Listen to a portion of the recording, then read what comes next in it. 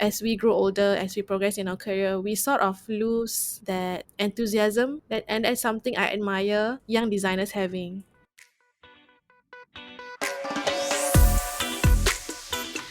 Hi guys, Hello, hello. day 3 of KSDL. Hey, yay! Day 3. So, Shwen, how has your week been?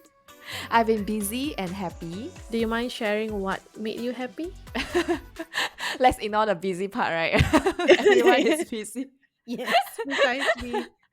Okay, I've been happy because we have surpassed 6 listeners. Yeah! Yay! Good job to us. Congratulations. Yes, ever since the release of episode 2, right? My eyes have been glued to the analytics of our podcast. I've been waiting for the day. Then I'll be like popping the champagne. Wah! Okay, basically, I have to listen to day 2. We spoke about us worrying that the listeners may just dip to 6. But how are Mm. you, Adilah? How have you been? I have been busy and glad. Oh, let's talk about the glad part. Okay, let's talk about the glad. I mean, everyone's busy, right? I'm glad because I've been doing some changes to my portfolio strategy and then interviews and all that. And then so far, it has been showing me some signs that it's working. It's a mix of rejection and callback. So far, Mm. I've been through 3 interviews. Yeah, and still in the process. Mm. So, Adila, question for you. Have you read Mm. articles online, right? Letters to my younger self, where it's mostly filled with life advices and insights. Personally, I like reading these articles every now and then, especially when the writer is very, very old, because I feel like it gives a lot more weight. Probably have gathered a lot more life wisdom. It Mm. gives us a peek into their life stories. Yeah.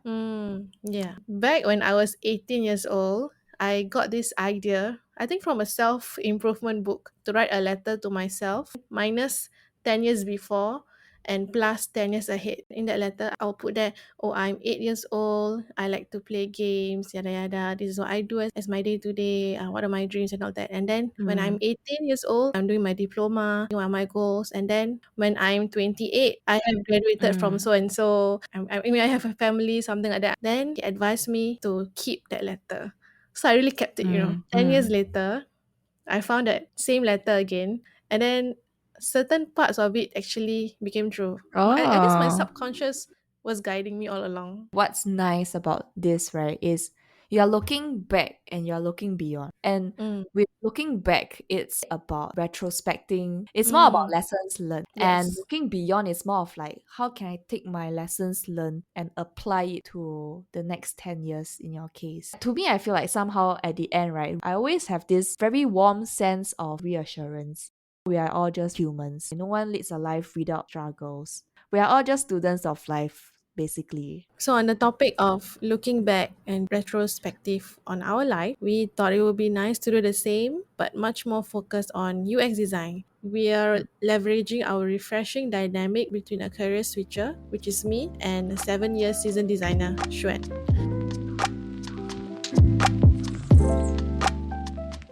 Let me start. I would tell my younger self the UX process is not so linear as what you learn in a class or boot camp.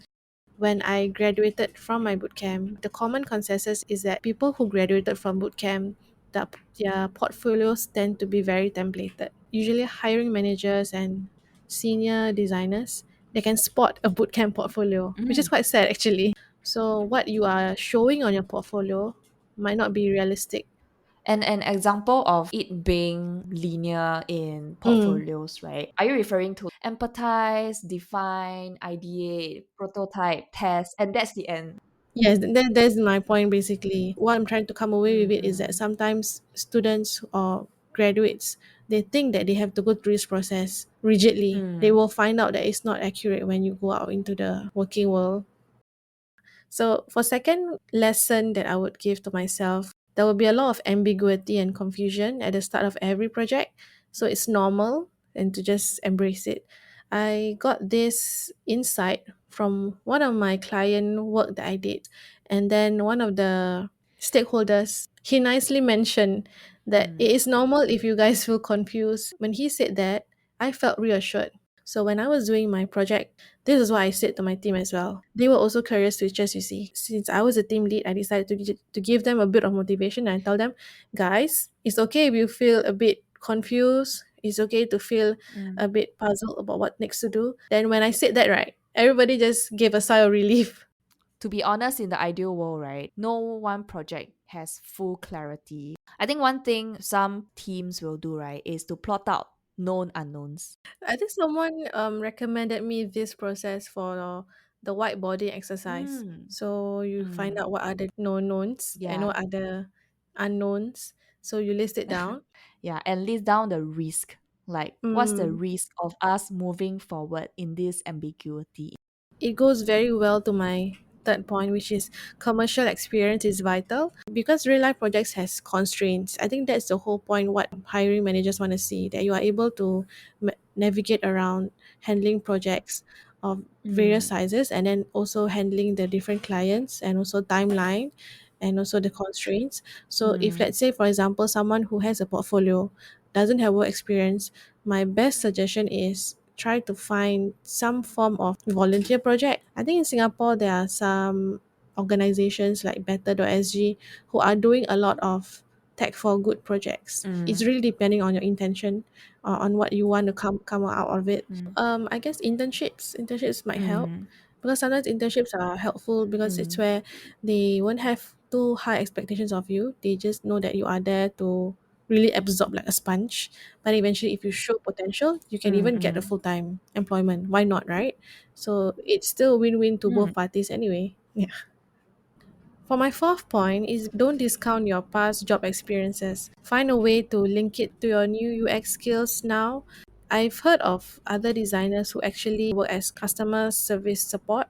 That skill of communication is useful when you're going to do user interview, for example. Because I've seen some of my other classmates who had experience in architecture, and then I mentioned to her, you also have a upper hand in terms of service or space design. UX is quite broad in a sense. It's not just digital, right, like we mentioned Yeah. before. So I think you yourself, you were from industrial, right? Yeah.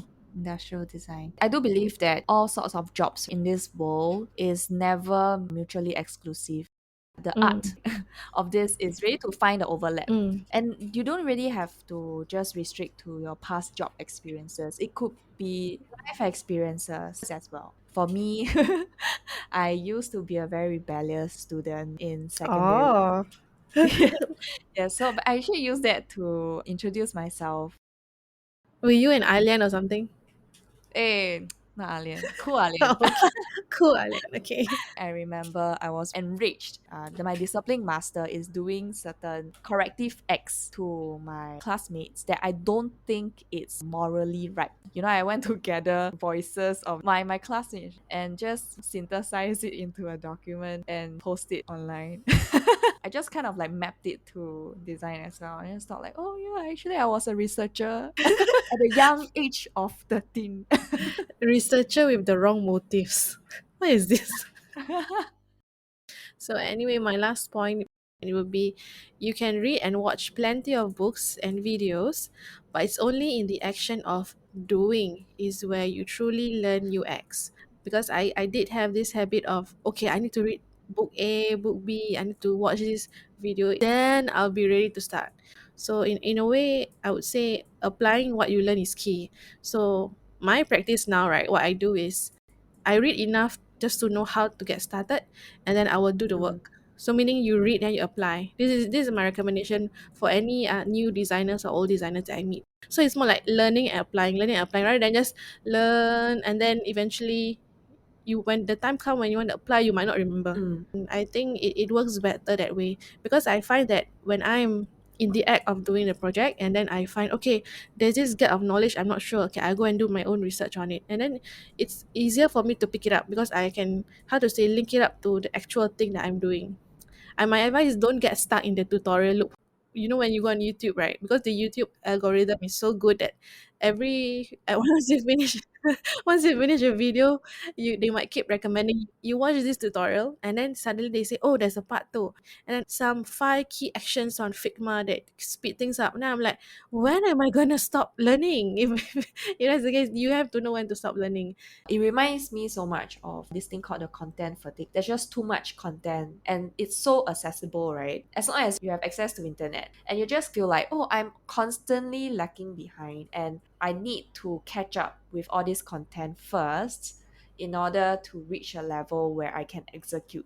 I was nodding profusely when you're talking about I want to move forward from just learning and then doing and kind of like chop it up and just mix it learn do probably I'll add another one which is you retrospect then Mm. learn better do better and retrospect better and that's basically like the agile methodology because I think one Yes, thing that yes. kind of like hinders people from doing it's the fear of failing Mm. so I rather spend my energy learning because I know that you won't pivot into either success or failure but I think that's a very toxic very very toxic. Because when you are learning, right, you are sort of in a comfort zone. You don't feel the risk yet.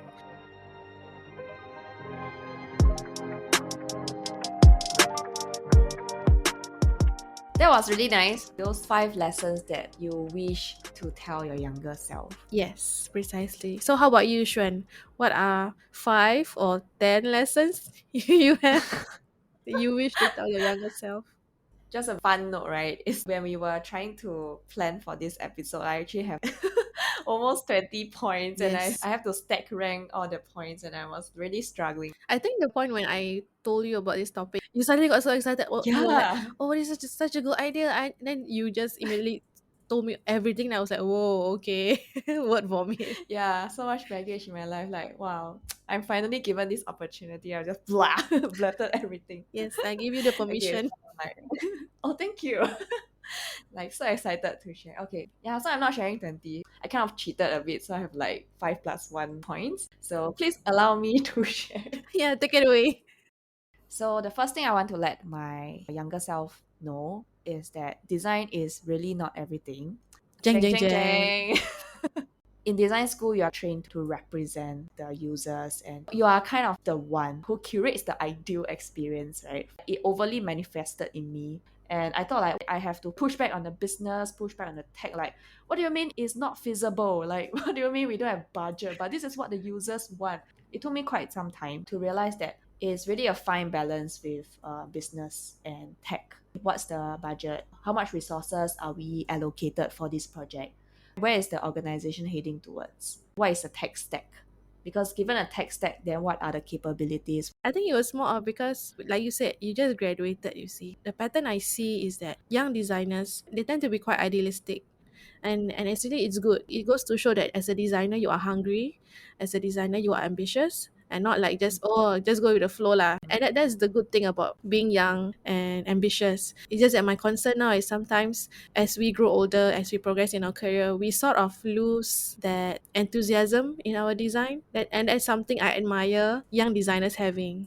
Probably the key is to listen and to understand and not let the glory of design overshadow you and make you a very difficult designer to work with. So I graduated from NUS Industrial Design and I was really, really glad when they have a module which is to launch a product in Kickstarter. That really helped to put design into perspective. Like all the things you learn, right, is put into a constraint in the real world that includes business and tech. It's like a revelation in a way. There's this one message that I read somewhere. Designers tend to be too focused on their single design without realizing like their design is part of a bigger picture. The second thing I want to tell my younger self is don't rely too much on online inspirations. So that's what I used to do. Let's say I tasked to design a dashboard. Then my first instinct, right, is really, oh, go to Dribble, Behance, Mm. Pinterest, and type in UI dashboard and just, wow, see the gallery of inspirational UIs, right? Then you just feel so pumped up. It's like, okay, I'm gonna extract whatever I see that is nice and just like try to plonk it in to my designs. What I didn't know back then is that behind every screen, right, is their own constraints.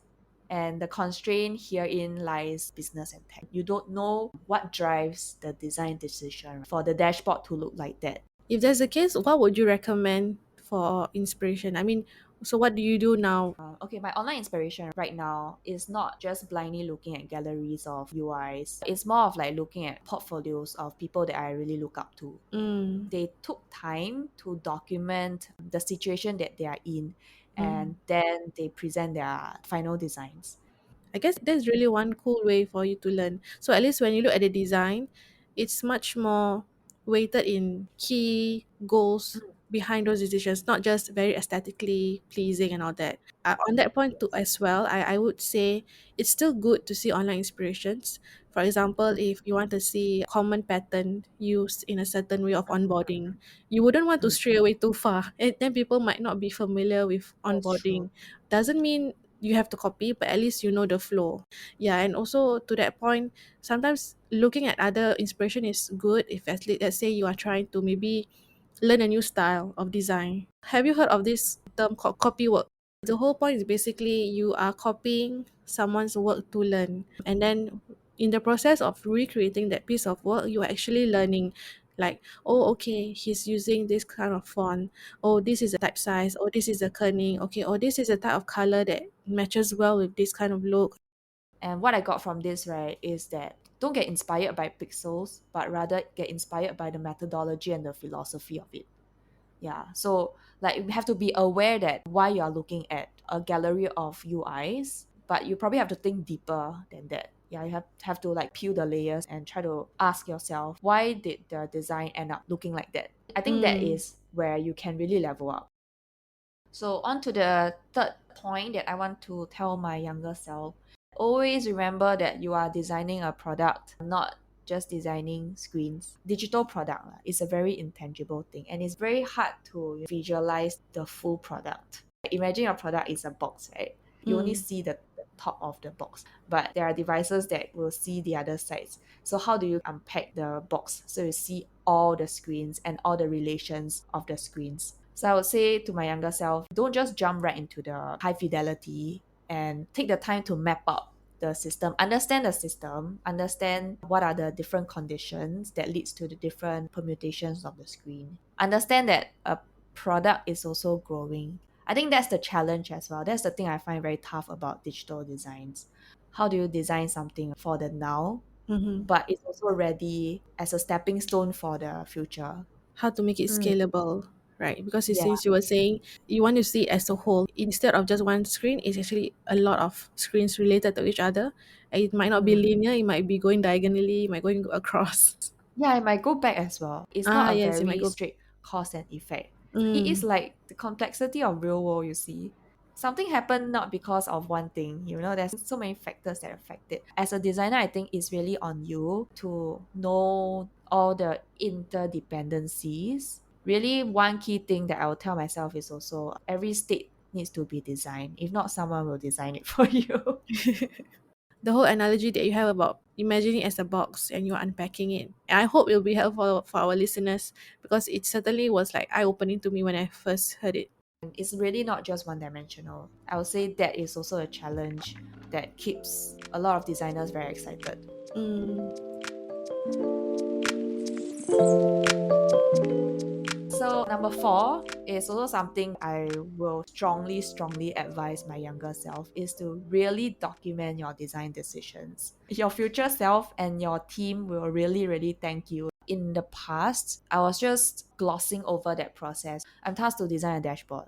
I just give you a dashboard. And I probably just give one at the max two options. mm, But over the years, especially when I landed a job in consultancy where you have to be very articulate about your decisions. Why do you choose to use a star instead of a heart? mm, And probably there is some sort of like reasoning subconsciously. You have to really train yourself to be very intentional, reaching to that point of decision. Not only that, to type it out in a way that other mm, people will understand, because that also forces you to work your creativity to come up with multiple options. Second is your skill of assessment, which one of these options is the best for the product at that point in time. So you are very mindful of the goal as well. It also trains you to look at the designs very objectively. So I think a combination of all this, it gives a very nice log as well. In tech, right, everything just moves so rapidly. It's Mm. very hard to keep track of the changes, let alone the rationale of the changes. Not only that,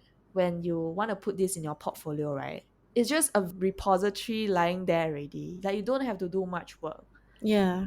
I was also thinking in terms of you suddenly have an emergency and you cannot come to work. At least when you have your work recorded, another colleague stepping in to take over you, at least he or Mm. she is able to understand, oh, so this is the direction that you were going. Oh, so Mm. this is the reasoning behind it. And then he can be a good supporter to follow up with your design. Right. I guess that is like design handover. Have you Mm. heard of this thing called a buzz factor? No, never heard before. Basically, it just means that let's say this person suddenly got ran over by a bus. If all the information just lies in the head of this one person, and how does the team Ah, okay, now recover I from get it? it. They should call it COVID factor now to be more relevant. All right, on to the fifth point. I would tell myself to understand and apply accessibility. I think one thing that a lot of organizations, when they think of accessibility in design, is always an afterthought. Like, we will just do accessibility later. Yeah. Like, accessibility is another design effort, but it should be a mindset. It should be always baked into your designs. Mm.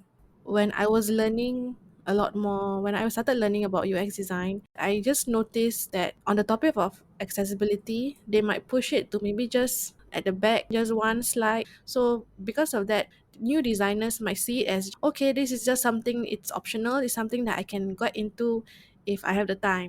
And I do see on LinkedIn, right, there are people who are trying to champion for more prominence and more visibility to accessibility. For example, a designer who choose to specialize in accessibility. And apparently accessibility is not a very small topic. It can be in various domains and all that, right? The reason why it is because there is like this huge portion of people, which includes us, who experience Mm, partial inaccessibility. The responsibility is also on us designers, right? mm-hmm. To bring that awareness to the stakeholders that, accessibility is not really not just the extremes. There's a very good quote. Design for one, you design for all. So a very good example is the curb cut. So a curb cut is a slope that connects the road to a ledge. So the curb cut was meant for people on the wheelchairs, but the curb cut actually benefits everyone. Let's hope our episode will inspire more designers to look into accessibility. All right, the last point I will tell myself is learn how to collaborate with your team members, your product managers, your devs, QA as well. Every team is very different. Mm. There's really no one cookie cutter way of working with your team. Everyone is different. How then do we try to fit in to make sure that the collaboration is at its best? How to be an effective team.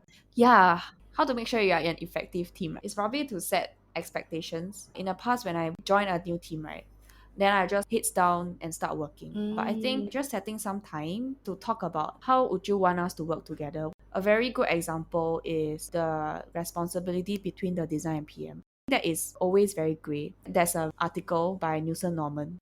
PM and UX have different expectations of their responsibilities. They actually did some survey and they found out that there's no one clear line to Mm. demarcate like, oh, these are the things that PM do and these are things UX do. Is it like the PM has certain expectations of what he thinks of designers to be doing, and vice versa also for the designers? They assume that these are the expectations of the PM. Is that what's being addressed? Yes, yes. For example, certain PMs think that they should be the ones be leading the research, whereas some Mm. designers they think that they are the ones who should be leading that, and you are stepping on my turf. If Mm. there isn't any like prior conversation to talk about how should we work, then it will lead to a lot of friction. When I was active in Clubhouse, some people mentioned how they struggle working in projects, and then some of the people were advising them how about going for a coffee chat call with their Mm. PMs. But at the same time, I think like what you said, at the beginning of project, it's good to maybe have a get to know session or something like that. Get to know how the person works, how they wanna communicate. When I was doing one of my project, this was one Mm. thing I didn't stress on, and I regretted not doing it, because along the way I realized that perhaps I wasn't tapping on the strengths of some of my teammates, and then the workload I wasn't balanced in a sense. I guess it would have been great if I took a bit more time to get to know them, or Mm. maybe let them get to know each other and then we bond a bit more. You give another dimension, which is knowing each other's strength and weakness, how to reinforce and tap on to their strength. And also, let's work on the weakness together and be more sensitive that this Mm. is not your strongest suit.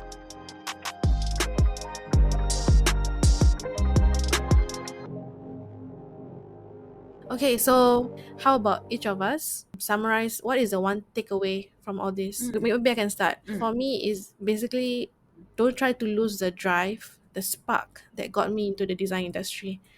You have your own creative brilliance in yourself, the treasures within you, protect it, make sure that you don't let it fade away. So actually, I quite like companies or other designers who actively ensure that they have a creative day. Also, personally, for me as a designer, when I'm trying to fill up my creative cup, I would maybe consider doing a bit of painting, drawing, some random creative thing. Yeah, I really like the analogy of a creative cup. It's really inevitable that when you start to throw yourself in the real world, it will slowly get evaporated. So I actually quite appreciative that my team will do. We have monthly design challenge. Oh, that's So nice. like recently we have Zoom background design challenge. Oh, Yeah, it's a very open-ended thing. It's really like what you say, just work your craft and be very free about it. so did you win that challenge? No lah, there's no winners. Oh, In my mind, yeah, I won. No, just kidding. Although it's called a challenge, but the message to that, right, is really just reinvigorate that creativity in you. I like that line. For me, it's probably don't restrict your design sensitivity to just the end customers. Mm. So remember your immediate team, your stakeholders, and even yourself is a part of the quote unquote users too. So ultimately, you are the one who has the power to define the experience of all the users that you interact with. So just make sure that the efforts from within you is intentional as they permeate through the layers to ultimately the end users. Mm, good point. So we want to try something new. So we are gonna end off our episode with a good thing must share section. Yes. GTMS. Yes. If you listen to our previous episode, you would know that Hsuan has a thing for acronyms. So GTMS, that's how I would say it. What's your gatums, Adilah? Okay, so my terms would be this website that I found. It's called mymind.com. It's basically a website for gathering all your notes, bookmarks, inspiration articles in a single private place, but it's enhanced with artificial intelligence. I think it's really cool because the fact is that they let you save and find your notes quickly, and then you can even the way you search, right, you are searching based on how your mind works. That's why I call mymind.com. Sometimes when you save images from online, it's a jumbled up name, like some Mm. alphabet name or .jpg. So what happens is that on mymind.com, if for example maybe it's a black book with gold stripes, but you clearly didn't name it as book with gold stripes.jpg, you just save it as it is I from the see. web. Yeah, but Mm. then when you put it in mymind.com, if you were to search maybe gold stripes or maybe search a book, and this will actually come up because they actually search it based on the image as well. Yeah, so Mm. I think it's a cool thing. I might give it a try. So what's your good thing must share? My good things must share. It's actually this website called Rest of World. I actually have it as my homepage.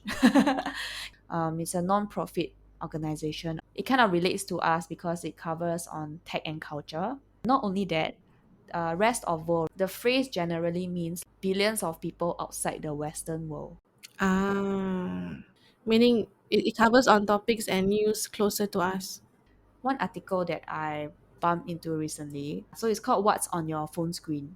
Yeah, they gathered a bunch of people around the world, Mm-hmm. and they kind of like just posted their phones. So the whole website, right, is very interactive. When you scroll through, you just see, let's say, a nurse in China or a doctor in India. Yeah, and how they arrange their phone screens, what phones they use, and how many unread notifications do they have. That's like a good research, to be able to do that. Right. Yeah, Yeah. yeah. They really get to the insight of people's life. You know that they put in extra effort to make sure that you are like fully immersed into the Mm. narrative that they want to provide. Yeah. Okay, so that's the end of our episode today, guys. I hope it's been very insightful to hear from our perspective. Yeah, it's really based on our own experience. Then we try to list out the different points that we think will also benefit our listeners. If you have any feedback or like anything that we missed out that is very, very crucial that you think we should have told our younger selves, right? You Mm, can reach out to us. We are on Instagram, also on Twitter. yeah. Okay, thank you, guys. Talk to you guys again See you in day 4. next day.